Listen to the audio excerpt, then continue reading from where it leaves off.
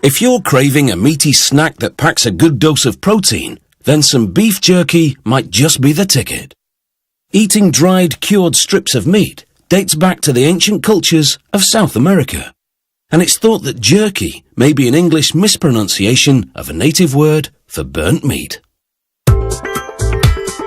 Beef jerky is no longer a food of subsistence. It's now a popular snack food that comes in a variety of flavours. The process starts with beef rounds, a lean cut from the muscular hind quarter of the cow. There is just a bit of fat, enough to give the meat good flavour.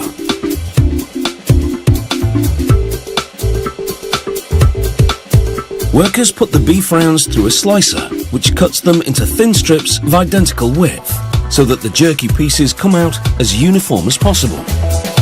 The direction in which the slicer cuts, as well as the thickness of the slices, are calculated to optimise flavour and tenderness. The marinating will further tenderise the meat. Some producers inject the marinade prior to slicing. This company marinates after slicing, so that the marinade is sure to tenderise and flavour every slice.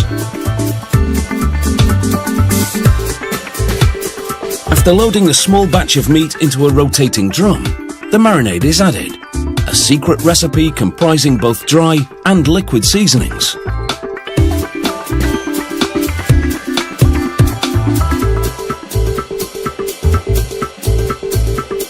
The meat and marinade spin together for over an hour, and by the time the strips come out of the drum, they're soaked in marinade. Another 24 hours in the marinade and they're ready to go into the smokehouse. Workers lay the marinated beef strips on stainless steel rods. They're spaced well apart to allow the hot air to penetrate from all angles. Once they fill a rod, they hang it on a rolling rack. A rack holds 100 rods, roughly 110 kilograms of beef strips. Each rack goes into its own individual smokehouse, inside which two simultaneous processes occur. Water-soaked hardwood chips burn, slowly smoking the meat. And the jerky also cooks slowly at low heat, no higher than 82 degrees Celsius. The variety of beef jerky dictates the type of hardwood they use. For example, sweeter flavours such as honey barbecue or teriyaki require smoke with hickory or applewood, whereas for more savoury or spicy flavours, they use mesquite wood. Over the course of 5 to 7 hours in the smokehouse, the circulated warm air gradually dries out and cures the meat, and the smoke from the wood infuses it with flavour. Samples are taken from each fully smoked batch to measure the thickness. The required thickness is 3 to 4 millimetres. After the strips have been cut to approximately 8 centimetres long, the jerky enters an automated scale, which weighs out the quantity per packet. Meanwhile, an automated packaging machine heat seals the bottom and sides of printed plastic film, forming a pouch, then inserts a resealable zip. Then it prints on the batch number and best buy date. The machine then pulls apart each individual pouch and flushes the inside with nitrogen. Nitrogen forces out fresh food's worst enemy, oxygen.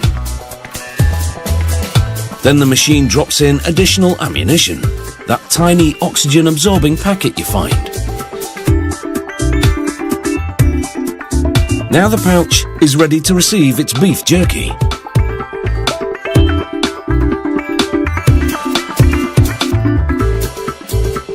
In the smokehouse, the raw beef lost about 3/4 of its weight as the moisture inside evaporated and the fat cooked off.